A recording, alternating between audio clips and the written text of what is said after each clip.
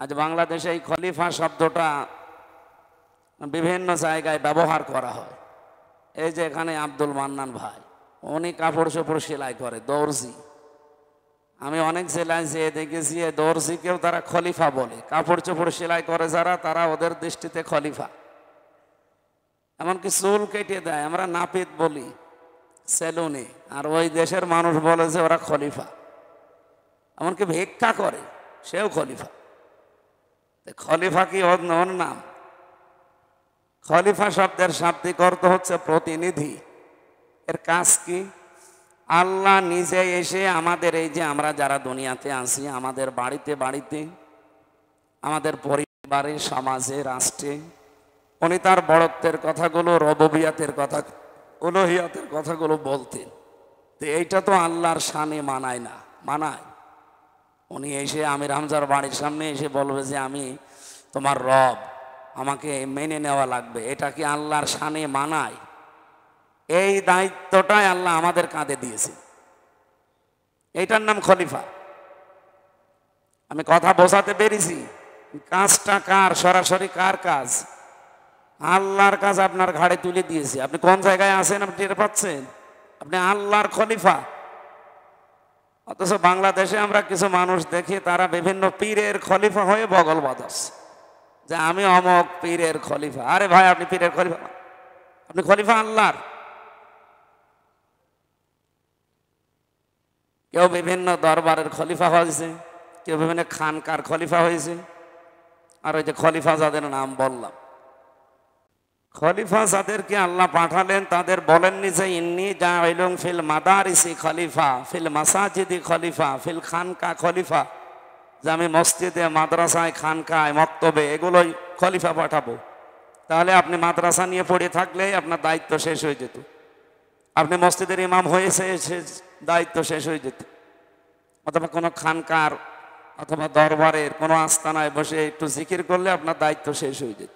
আল্লাহ তো বলেননি ইন্নী জাইলুন ফিল মাদারিসি, মাসাজিদি, খানকা, দরবার। বলেছে কি? বলেছে ফিল মাসাজিদি ফিল আরদি, যে আমি জমিনে পাঠাবো। আপনি নিজের বিবেক থেকে বলবেন এই জমিনে আমরা নেই। আমাদের যে দায়িত্ব আল্লাহ দিয়ে পাঠিয়েছিল সেই জমিনে আমরা নেই। এই জন্য জমিন ফাঁকা। জালেমরা 180 মাইল বেগে চালাচ্ছে, কিন্তু এখন আর চালাতে দেওয়া হবে না, কারণ এখন আমরা জমিনে আছি। এ জমিন চালাতে হলে আমাদেরকে নিয়ে চালানো লাগবে, কারণ আমরা তো আর মসজিদে, মাদ্রাসায়, খানকা নিয়ে পড়ে নেই। আমরা আছি কোথায়? জমিনে আছি। এই জন্যে মানুষের পরে আমাদের আর একটা পরিচয়, সেটার নাম কি? আপনি কি ভয় পাচ্ছেন এই কথা বলতে? আমি আল্লাহর খলিফা। এটা তো আমার বুকে সাহস নিয়ে বলা দরকার। 3 নম্বরে আমাদের আর একটা পরিচয় আছে, এর চাইতে আরো উপরে। কি বলেন তো? সেটার নাম হচ্ছে গোলাম। এটা বললে অনেকের মন খারাপ। হ্যাঁ, আমি গোলাম। গোলাম মানে কি? বান্দা, দাস, সার্ভেন্ট, ভৃত্য, যাই বলে। এটা আল্লাহ নিজে পছন্দ করেছেন। এই নামটা এত বেশি আল্লাহর কাছে ভালো লাগে। এই পৃথিবীতে 2টা নাম আল্লাহর কাছে সবচাইতে প্রিয়। তার ভেতরে আব্দুন বা আব্দুল্লাহ, আর একটা হচ্ছে আব্দুর রহমান। কোরআন শরীফের ভেতরে নবীজিকে আল্লাহ যতগুলো নাম ধরে ডাক দিয়েছেন, সবচাইতে উত্তম নাম হচ্ছে আব্দুন, মানে গোলাম। কোরআনে কারিমে আল্লাহ পাক বলেন তাবারাকাল্লাযী নাযালাল ফুরকানা আলা আবদিহি লিয়াকুনা লিল আলামিনা নাযীরা। এখানে আল্লাহ পাক পৃথিবীর কোনো নাম দেয়নি, দিয়েছেন আব্দুন। আমি আমার বান্দার উপরে কোরআন নাযিল করেছি। কি নাম বললেন? বলেন বলেন। আব্দুন, বান্দা, গোলাম। ওয়াইন কুনতুম ফি রাইবিম মিম্মা নাযালনা আলা আবদিনা, আমি আমার বান্দার উপরে নাযিল করেছি। তাহলে এতে গোলাম, বান্দা, এই শব্দটা অনেক দামি শব্দ, কিন্তু এটাকে আমরা ভেজাল লাগিয়ে দিয়েছি। কত মানুষ দেখি বলে আমি অমক পীরের গোলাম। আস্তাগফিরুল্লাহ। আমরা পৃথিবীতে রাসূলুল্লাহরও গোলাম না। আমরা কার গোলাম? এই জন্য গোলামি করতে হলে আমাদের এই মাথা যদি নত করা লাগে, শুধু আল্লাহ বাদে কারো সামনে আমরা নত হই না। আল্লাহ একটা কোরআনে সুন্দর দৃষ্টান্ত দিয়েছেন, সূরা হজের ভেতরে পাবেন 17 পারা 20 নম্বর পৃষ্ঠার প্রথম লম্বা লাইনে আছে। আল্লাহ পাক বলেন, ইয়া আইয়ুহান নাস দরিবা মাসালুন ফাসতামিউ লাহ। হে মানব মণ্ডলী, শুধু মুসলমানেরা শোনো এ কথা আল্লাহ বলেন না, বলেছে হে মানব মণ্ডলী, আমি একটা উদাহরণ দিচ্ছি, একটা দৃষ্টান্ত দিচ্ছি, একটু লক্ষ্য করো তো দৃষ্টান্তটা কত সুন্দর। ভালো করে মনোযোগ দিয়ে একটু শোনো। ইন্নাল্লাযীনা তাদউনা মিন দুনিল্লাহ লা ইয়াখলুকু যুবাবা ওয়ালা ইয়াজতামাউ লাহ। নিশ্চয় যারা আল্লাহ বাদে অন্য কাউকে ডাকে, আপনাদের আসলে জায়গা তো ঝামেলাই হবে, মানুষ একটু সামনে এগিয়ে আসেন। এই কাতার ভেঙে বসেন তো, পরে কাতার ঠিক করে দেবে, আসেন। বারবার একটু ডিস্টার্ব হলে হ্যাঁ আপনি বসেন এক জায়গায় বসেন, কাতার ভেঙে বসেন, তাড়াতাড়ি করেন।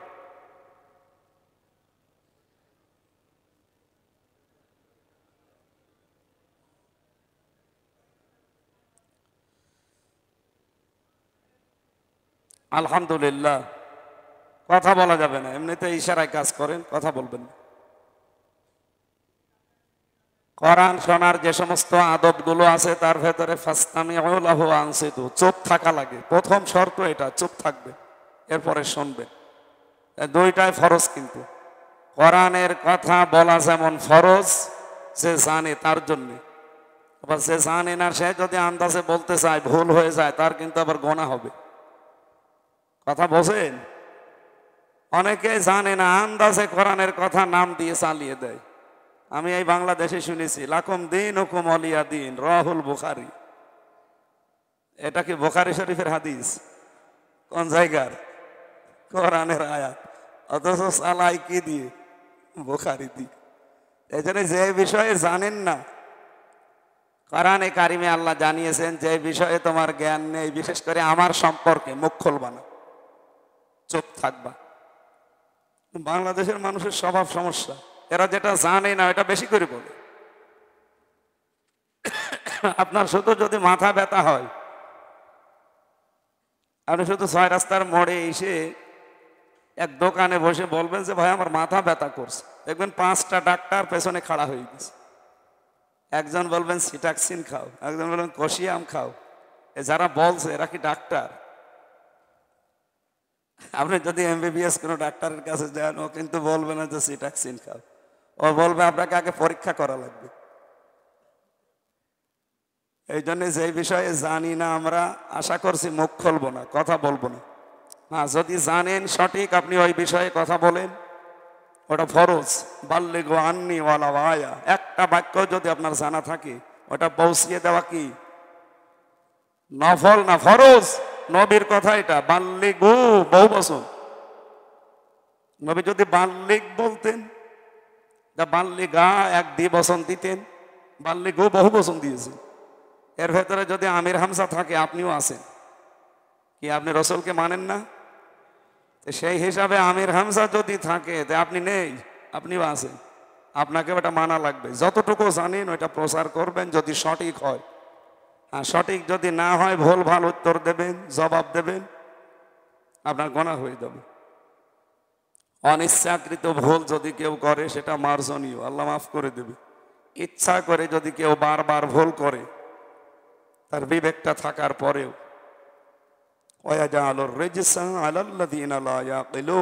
কোন মানুষকে বিবেক আমি দিয়েছি, কিন্তু বিবেক কাজে লাগাই না, সে ভুল ভাল জিনিসের উপরে চলতে থাকে, তখন আমি আল্লাহ ভুল সিদ্ধান্ত তার উপরে চাপিয়ে দেই। বলেন নাউজুবিল্লাহ।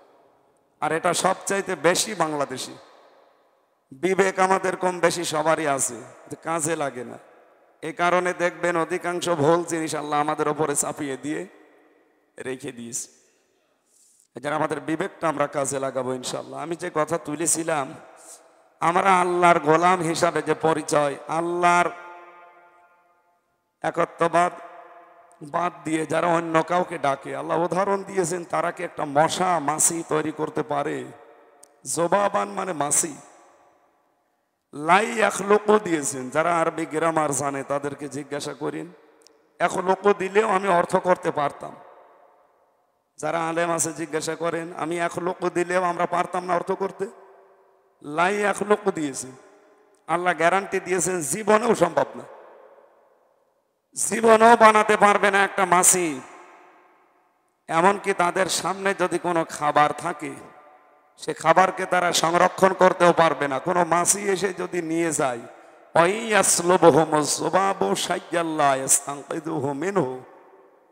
আসলব মানে সমেরি নিয়ে যাওয়া, কেড়ে নেওয়া। তাদের সামনে থেকে যদি কেউ কিছু কেড়ে নেয়, সেইটা আটকানোর ক্ষমতাও তাদের এই মূর্তির, এই দেবতার, এই ভগবানের নেই। মাতলুব, কত দুর্বল একটু চিন্তা করে দেখো তো। যারা চায় এবং যাদের কাছে চাওয়া হয়, এই দুইটাই কত দুর্বল। আমার মনে হয় পৃথিবীতে এই দৃষ্টান্তটা খেয়াল করলে দুনিয়ায় যত ধর্মের মানুষ আছে, কোন ধর্মেই সে থাকতে পারে না ইসলাম বাদ দিয়ে। কথা বোঝেন আমার? খালি এই দৃষ্টান্তটা সূরা হজের এই দৃষ্টান্ত ৭৩ নম্বর আয়াত, পৃথিবীর আর কিচ্ছু লাগবে না।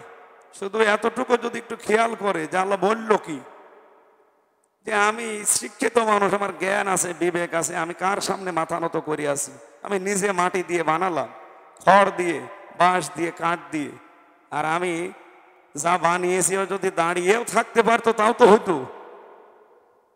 কয়েকদিন আগে একটা অনুষ্ঠান ছিল আমার সিরাজগঞ্জে, মাহফিলের গেট যেখানে বানিয়েছে পাশে হচ্ছে পূজার গেট, মানে ওদের যে মন্দির।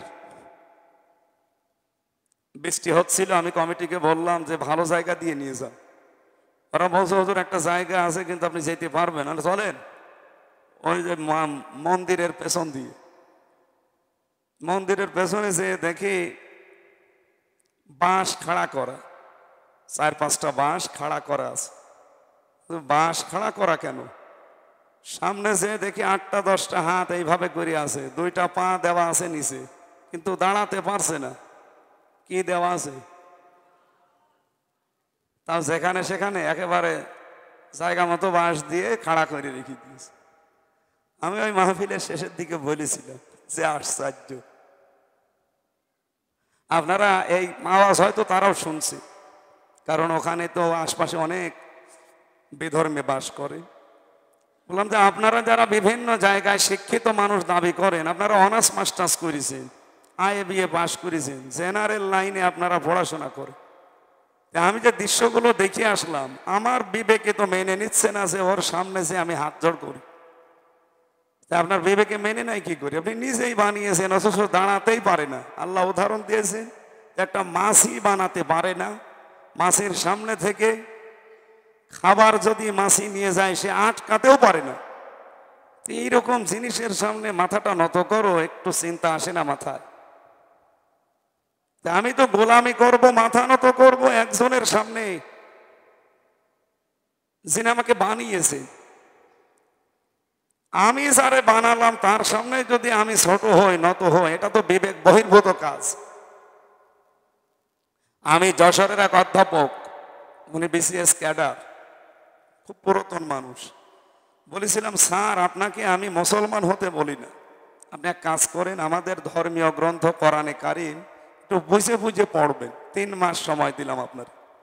আপনি হয়তো আরবি পড়তে পারবেন না, কিন্তু ইংরেজিতে পড়েন, বাংলায় পড়েন, যে ভাষা আপনার জানা আছে পুরাটা একটু বুঝে বুঝে পড়বেন। আল্লাহর বান্দা 3 মাস পরে দেখি নিজেই মুসলমান হয়ে গেছে। আমি ভেবে দেখেছি, কোরআন শরীফের কোনো আয়াত নিয়ে, কোনো শব্দ নিয়েও যদি কেউ একটু চিন্তা ভাবনা করে, ও আল্লাহর সামনে গোলামি করতে বাধ্য। আমরা যেহেতু অন্য ধর্মের মানুষ এখানে নেই, আমি ওদের উদাহরণ বাদ দিলাম। আমরা অন্তত যারা আছি, আমাদের প্রথম পরিচয় আমরা মানুষ, 2 নম্বর পরিচয় আমরা খলিফা। কিন্তু দুঃখজনক হলেও সত্য, আমরা খেলাফতের দায়িত্ব থেকে অনেক দূরে। এই কথা বোঝাতে গেলেও মানুষ বুঝতে চায় না। হ্যাঁ, এ কথা বলার দরকার কি? আরে ভাই, আল্লাহ আপনাকে জিজ্ঞাসা করবে যে আপনি খলিফা, খেলাফতের দায়িত্ব আপনি কি পালন করেছেন, আপনাকে বলা লাগবে। আপনি কি জমিনে ছিলেন? যদি বলেন না, আমি ওইসব ঝামেলার ভেতরে নেই, ও দুনিয়ার কাজ, ও রাজনীতি, আপনি আল্লাহর সামনে তো বলতে পারবেন? আল্লাহ আপনাকে যে প্রশ্ন করবে যে তোমাকে আমি খলিফা করে পাঠিয়েছিলাম, তাও বার্গেনিং করি, ফেরেশতারা তো রাজি হচ্ছিল না, তাদের সাথে বার্গেনিং করে আমি তোমাকে বানালাম, আর তুমি খেলাফতের দায়িত্ব যেখানে পাঠিয়েছি সেই জায়গা বাদ দিয়ে মসজিদ, মাদ্রাসা, খানকা, দরবার এগুলো নিয়ে বসে পড়িয়াছো। কেন জমিনে থাকা যায়নি? তাহলে তো জমিনে শিরিক হতো না, জমিনে জুলুম হতো না, মানুষের অধিকার নষ্ট হতো না। আজ আমরা এই যে একটু সোচ্চার হচ্ছি জমিনে থাকার জন্য, দেখেন অনেক জুলুম কিন্তু বন্ধ হয়ে গেছে, এবং সামনে 100% জুলুম এদেশে বন্ধ হবে এই মসজিদে বসে পড়ছে। আমরা খেলাফতের দায়িত্ব যত অ্যাক্টিভ হব, এই দেশের জুলুম তত বন্ধ হবে। আপনি জুলুম করবেন মানুষ হয়ে মানুষের উপর, মানে আপনি কি জানেন আপনি কি করছেন? আপনি ওই দেশের বৈধ নাগরিক, আমিও বৈধ নাগরিক। আপনি এসে আমার কাছে চাঁদা চাবেন কি? আপনি কি হয়েছেন কি? ইন্নামাস সাবিলু আলাল্লাযীনা ইয়াজলিমুনান নাস। আল্লাহ বলেন আমি নিজে মামলা দেব তাদের বিরুদ্ধে যারা মানুষ হয়ে মানুষের উপরে জুলুম করে। আর এটা সবচাইতে বেশি হচ্ছে এই বাংলাদেশে। এই 54 বছরে আমরা জুলুমেরই শিকার ছিলাম। যেহেতু যারা জুলুম করছেন তারা কিন্তু সাধারণ মানুষ আর নেই, তারা মামলার আসামি। কার? আল্লাহর। আপনি টের পাচ্ছেন? আপনি যে চাঁদাবাজি করেন, আপনি আল্লাহর মামলার আসামি। আপনি মানুষের ঘর ভেঙে দেন, দোকান ভেঙে দেন, আপনি আল্লাহর মামলার আসামি। হামজার মামলার আসামি হলেও তো টাকা পয়সা দিয়ে এদিক ওদিক করে পার পেয়ে যেতেন। আপনি মামলার আসামি কার? এই বাংলাদেশে আমার এই আয়াত পড়ার পরে মনে হয় বহু মানুষ আল্লাহর মামলার আসামি। এই কুষ্টিয়াতেও আছে। কি নাম ধরবো? হ্যাঁ, নাম ধরে আমি মায়ের খাই, এমনি 3 বছর জেল কেটে আসি, আর নাম ধরার ভেতরে নেই। আপনারা নিজেরা বুঝে ফেলেছেন কারা আল্লাহর মামলার আসামি। আমি এই আয়াতটা পড়লে আমার ভয় হয়, আমি আবার মামলার আসামি হয়ে যাচ্ছি না তো। আল্লাহ কিন্তু ইন্নামাস সাবিলু আলাল লাযিনা ইয়াজলিমুনাল মুসলিমুনা দেয়নি। ইয়াজলিমুনা এটা মোজারে, বর্তমান, ভবিষ্যৎ, প্রেজেন্ট, ফিউচার। এখানে ইয়াজলিমুনাল মুসলিমুনা নেই, যে মুসলমানদের উপরে যারা জুলুম করে, অত্যাচার করে। ইয়াজলিমুনান নাস দিয়েছিলাম, যারা মানুষ হয়ে মানুষের উপর অত্যাচার করে। হিন্দু কি মানুষ না? আমি প্রথম পরিচয়ে বলেছিলাম পৃথিবীর সবগুলো কি? তাহলে হিন্দুকে মানুষ না? খ্রিস্টান মানুষ না? মানুষ হয়ে আপনি মানুষের অধিকার নষ্ট করবেন না। যার জন্য নষ্ট করছেন ও কিন্তু আপনার এই অপরাধের ভাগ নেবে না। আপনি হয়তো চান যে আমি এই যে জুলুম করে নিয়ে আসলাম, অত্যাচার অথবা ফাঁকি দিয়ে তার কাছ থেকে ছিনতাই করে চাঁদাবাজি করে নিয়ে আসলাম, এটা আমি একা খাবো না। আপনার অত সম্পদ লাগে না, একটা মানুষের অত খাবার লাগে না। আপনি করেন আপনার মেয়ের জন্য, ছেলের জন্য, স্ত্রীর জন্য, মা বাবার জন্য। এটাই তো নাকি? একটা বারও তাদের জিজ্ঞাসা করেন তো যে আপনার এই অপরাধের ভাগ তারা নেয় কিনা? আপনার এই অবৈধ সম্পদ ভোগ করতে তারা রাজি আছে, কিন্তু অবৈধ সম্পদ উপার্জন করে যে অপরাধ, যে পাপ, এটা একটাও নিতে কেউ রাজি না। এইটাই দুনিয়া। এটা আমি ছেলে 3 বছর থাকার পর আরো বেশি বুঝেছি যে পৃথিবী আসলে ওই ধোঁকা। আমার বাড়ি আপনারা জানেন এই সদর থানায় ছিল আগে, এখন ইবি থানায়। আমার বাবার নাম রিয়াজ উদ্দিন, দাদার নাম জাহান আলী, তার বাবার নাম ছিল নমাজ আলী। এনার পরে আমার আর মনে নেই, আমি আর জানি না। আমি মাঝে মাঝে আয়াতটা পড়ার পরে ভেবেছি, এখন যদি এই যে নমাজ আলী যে লোকটা, আমার দাদার বাবা, ওনার আমি দেখিনি, আমি জন্মের আগে উনি মারা গেছে। খুব বেশি হলেও 50-60 বছর আগে মারা গেছে। এই লোকটা যদি এখন কুষ্টিয়ায় এসে এই 6 রাস্তার মোড়ে এসে বলে যে এই বাড়ি আমার, আমি এটার মালিক, ওনারে আমি উঠতে দেব? এমনকি আমার গ্রামের বাড়ি হালসা বা ডাবিরা ভিটা, ওখানে সে যদি বলে এই বাড়ি আমার, এই 2 তলা বাড়ি, এই জমি জায়গা সব আমি করেছিলাম, আসলেও তো সেই করেছিল, সে করে নাই। এখন সে যদি বলে এটা আমি করেছিলাম, আমার এই ভেটা বাড়ি সব, আমি এখানে থাকতে চাই, আল্লাহর কসম, কোরআন শরীফ আমার সামনে, তারে আমি থাকতে দেব না, সে যাই করুক না কেন। অথচ সে আমার রক্তের সম্পর্কের, আমার বাবার দাদা। সে আমার বাবার কি?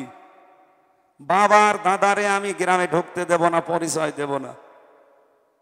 দুনিয়াতে যদি এই হয়, মরণের পরে যেখানে নিজের আপন মা পর্যন্ত পালাবে, ভাই আমার বিয়ে হয়নি, তোরে পাবো কোথায়?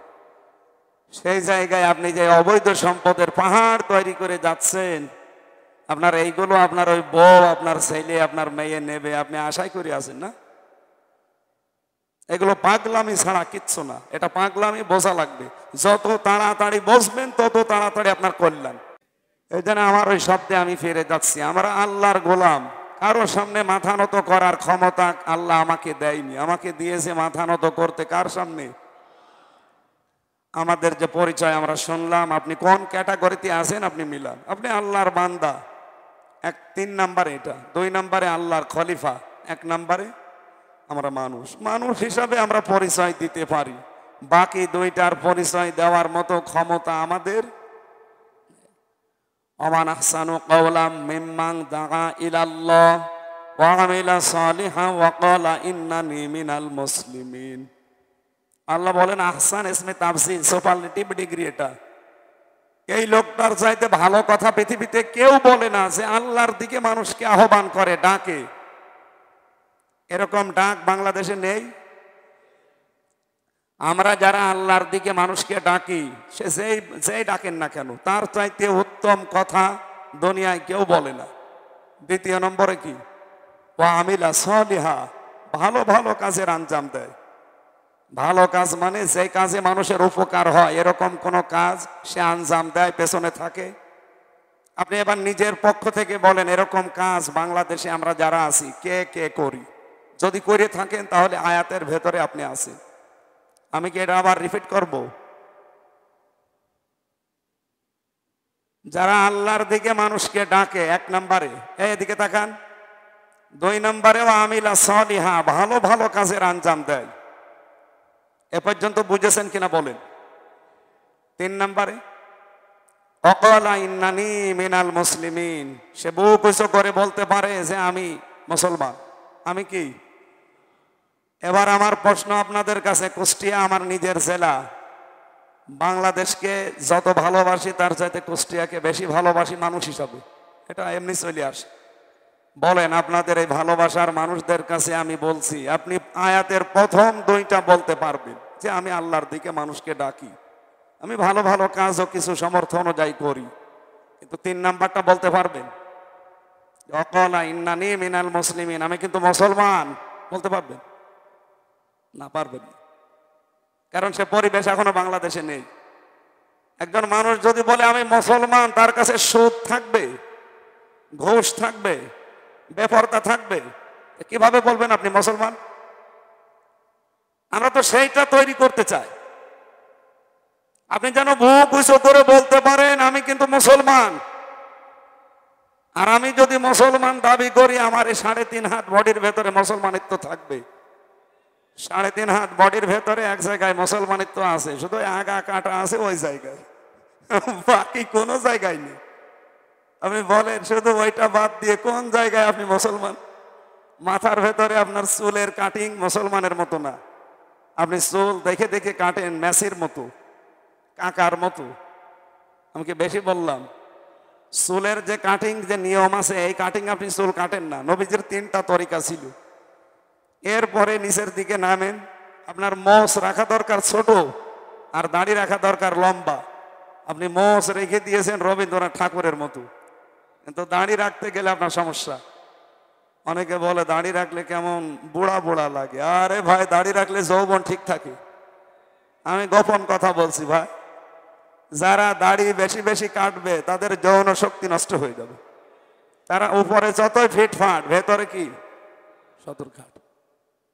ওই শেষে চলে যাবে বাড়িওয়ালা, তখন টের পাবে। এই জন্য আজকে থেকে দাড়ি আর কাটবেন, এরপরে আপনার যা ভালো লাগে করিন। 3 নম্বরে পোশাকের দিকে তাকান, এরপরে আরো নিচের দিকে যান। একটা জায়গায়ও আপনি বলতে পারছেন না 3.5 হাত বডিতেই যে আমি মুসলমান, আর বাকি জায়গায় আপনি কি করে বলবেন? ব্যবসায় যেয়ে বলতে পারবেন না, কারণ ওখানে আপনি যে ব্যবসা করছেন ওজনে কম বেশি করেন, খাদ্যে ভেজাল দেন, ঔষধ মিশান। বাকি জীবনের কোন জায়গা আছে যে আপনি বলবেন আমি মুসলমান? বলেন। আপনি বিয়ে শাদীতে গিয়ে বলতে পারবেন আমি মুসলমান? মুসলমানের বিয়েতে কোনোদিন বরযাত্রী যায়? মুসলমানের বিয়েতে বরযাত্রী বলে কিছু নেই, আছে অলিমা। কি আছে? এখানে যারা বিয়ে শাদী আমরা করেছি, আমারও এটা বলা ঠিক না, কারণ আমিও করি নাই। কারণ আমি যেটা করি না এটা বলাও তো ঠিক না। তারপরও শিক্ষার জন্য বলছি, আগামীতে যারা বিয়ে করবেন, বিয়ে শাদী যদি মুসলমানের নিয়মে করতে হয়, অলিমা করা লাগে। অলিমা কি ছেলের বাড়ি হয় না মেয়ের বাড়ি? বলেন বলেন। আর বিয়েতে যে বরযাত্রী যাওয়া, এই নিয়মটা হিন্দুদের। হিন্দুরা ওরা ওদের নিয়ম অনুযায়ী ধর্মীয় রীতি, যে একদিনে সব মেয়েকে যা দেওয়ার দিয়ে দেয়, ওইটা আমরা ওদের কালচার থেকে নিয়েছি। তাহলে আজকে থেকে যদি বলেন যে আমি মুসলমান, বিয়েতে আপনি বরযাত্রী যাবেন,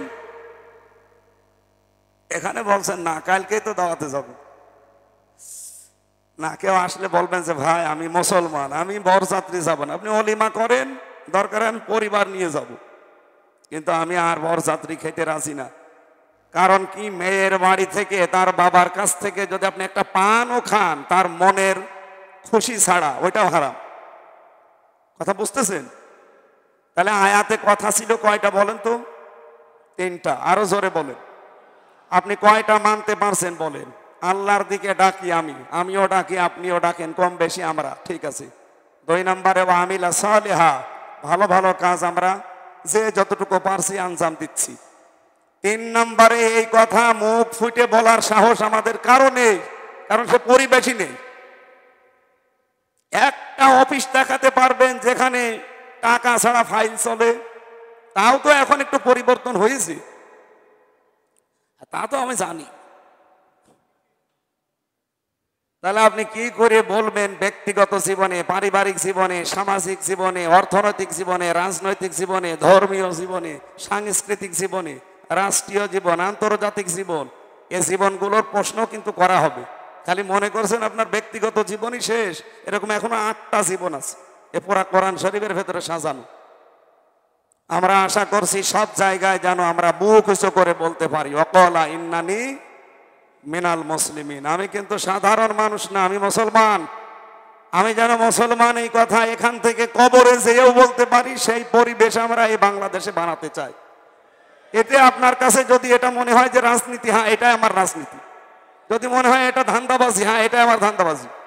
কারণ আমি বলতে চাই যে আমি মুসলমান, আমি তো বলতে চাই না যে আমি হিন্দু।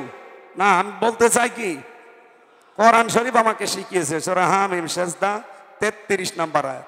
যদি ভালো না লাগে আয়াত কেটে বাদ দিয়ে দিন। স্যার, আমার আজকের আলোচনার বিষয় আমি সাজিয়েছিলাম আমল নামা।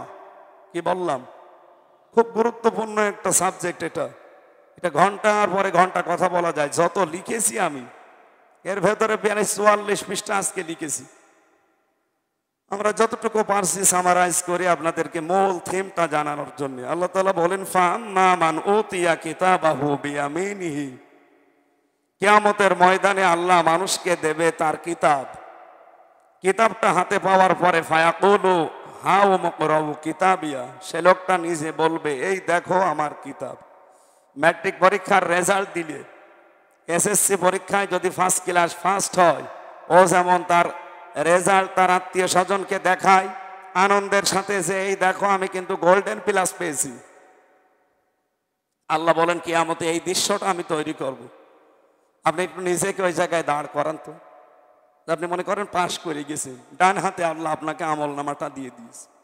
এটা নিয়ে আপনার আত্মীয় স্বজন যারা আছে তাদের কাছে আপনি আনন্দে লাফাতে লাফাতে যাচ্ছে।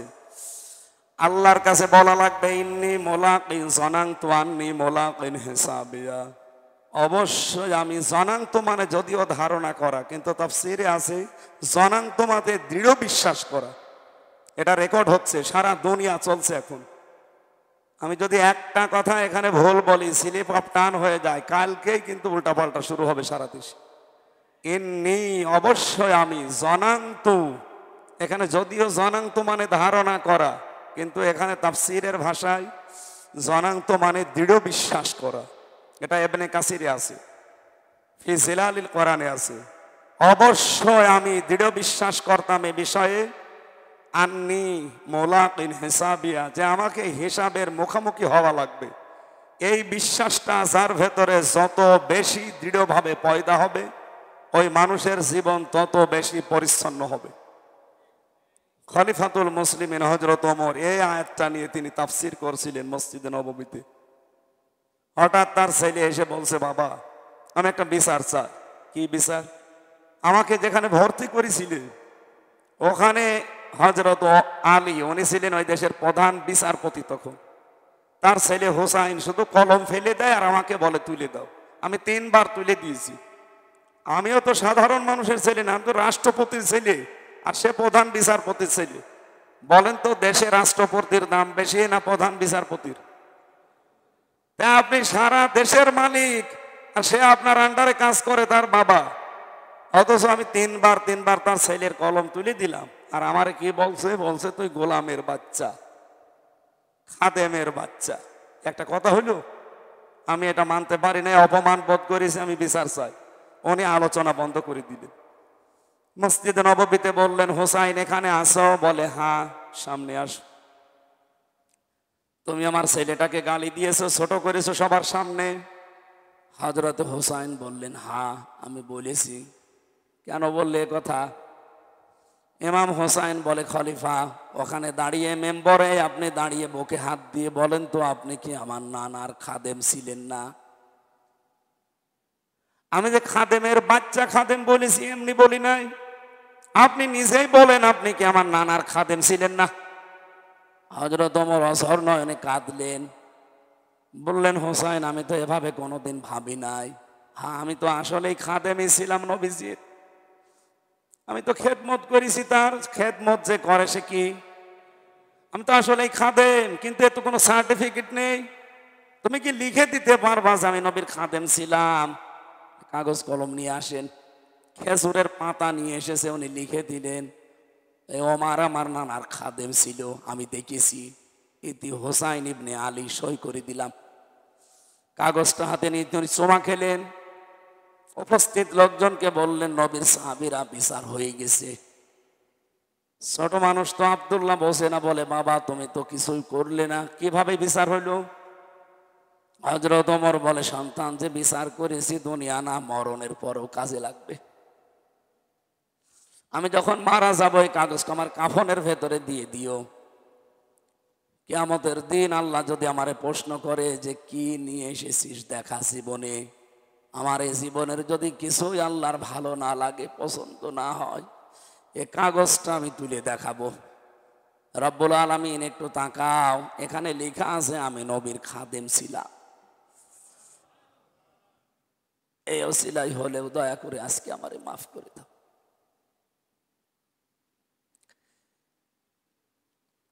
তারা ইন্নি জনান্ত আন্নি মোলাকিন হিসাবিয়া, কি বিশ্বাস করতো বলেন তো? আর আমাদের কোন ধান্দায় আছে আমরা?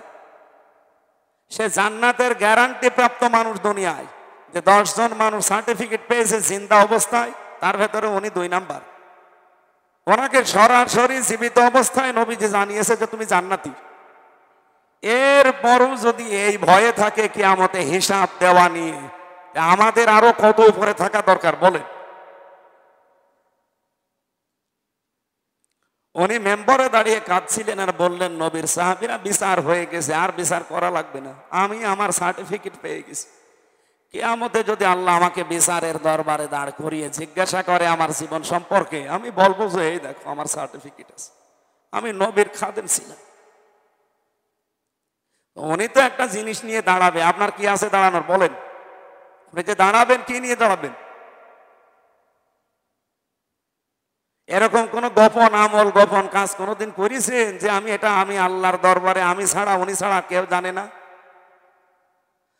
আল্লাকা সিররুন ইনদাল্লাহ বাইনাকা আনতা ওয়া বাইনাল্লাহ, আল্লাকা সাদাকাতুন তাখফা লা ইয়ালামুহা ইল্লাল্লাহ। কবি বলছে এমন কোন কাজ জীবনে আছে যেটা তুমি ছাড়া আর আল্লাহ ছাড়া কেউ জানে না?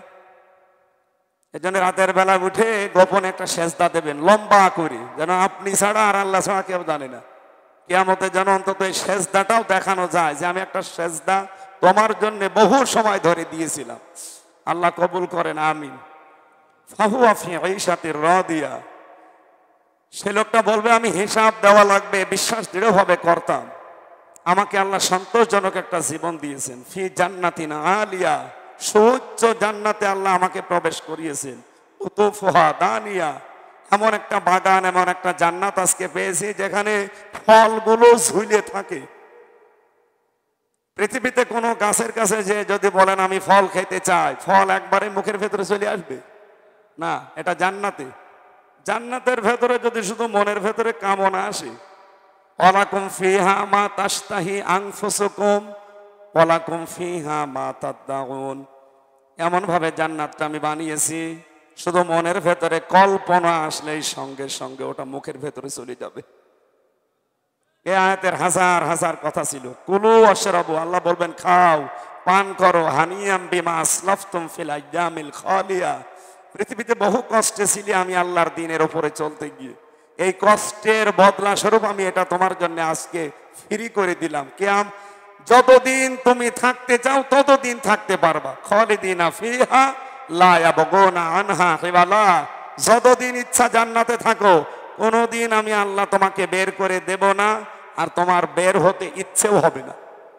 আল্লাহ এরকম একটা জায়গায় আমাদের ডান হাতে আমল নামা নিয়ে যাওয়ার তৌফিক দেন। এটা তো এতক্ষণ ভালোই লাগছিল, কিন্তু এর পরের কথাগুলো একটু খারাপ। এটা খারাপটা নাই বলি নাকি? না না, এটা খারাপ, এটা আমাদের জন্য না। বলবো মানে এখন বাসে কত দেখতে হচ্ছেন। ওয়াম্মা মান উতিয়া কিতাবাহু বিশিমালিহি, আল্লাহ যাকে বাম হাতে আমল নামা দেবে, এইভাবে দিয়ে দেবে তা না। তাফসিরে এসেছে এই বুকের ভেতরে আল্লাহ ছিদ্র করবে, এইভাবে বাম হাত ঢুকিয়ে পেছন দিয়ে বের করবে, পেছন দিয়ে বাম হাতে আমল নামা বলে আপনার ওই কাগজপত্র, আপনার কিতাব বই যাই বলেন, ওটা দেওয়ার পরে পেছনে তো হাত, এবার টান দেবে বুকের মাঝখান দিয়ে, ভেতরে যা আছে সব ছিন্ন ভিন্ন হয়ে বেরিয়ে আসবে। ফায়াকুলু ইয়া লাইতানি লাম উতা কিতাবিয়া, ও বলবে এই কিতাব, এই বই যদি আমারে দেওয়াই না হতো, ওয়ালাম আদরি মা হিসাবিয়া, আজকে যদি আমার কোনো হিসাব নেওয়া না হতো। ইয়া লাইতাহা কানাতিল কাযিয়া, এই ফায়সালা যদি আমার উপর আজকে না আসতো কতই না ভালো হতো। মা আগানা আন্নি মালিয়া, আমি যে ধনী মানুষ ছিলাম, আমার মাল ছিল, আমার একটাও কোনো উপকার করলো না। ইয়া হালাকা আন্নি সুলতানিয়া, আমি যে মেম্বার ছিলাম, চেয়ারম্যান ছিলাম, এমপি ছিলাম, মেয়র ছিলাম, কই আমার কোনো কিছুই আজকে কাজে আসে নাই।